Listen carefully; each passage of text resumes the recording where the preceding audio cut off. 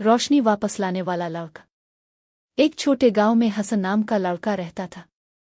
इसके गांव में एक पुराना लैंप पोस्ट था जो रात को पूरे गांव को रोशन करता था। एक दिन लैंप पोस्ट बुझ गया। अंधेरा था। लोग परेशान थे। हर कोई कह रहा था, ये ठीक नहीं हो सकता। लेकिन हसन ने कहा, मैं कोशिश करूंगा। वो रोज लैंप पोस्ट के पास जाता, इसका शीशा साफ करता, इस पर हुआ की मिट्टी साफ करता, लेकिन रोशनी ना आई।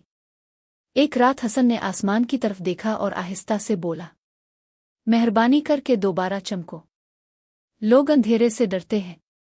चांद ने इसे देखा और कहा, रोशनी तब वापस आती है जब कोई यकीन नहीं छोड़ता। अगले दिन हसन ने कुछ जली हुई तारें बदली, पुरानी बैटरियों को चार्ज किया और आखिरी बार स्विच दबाया। फट! पूरा गांव चमक उठा। हर तरफ रोशनी, खुशी, हंसी।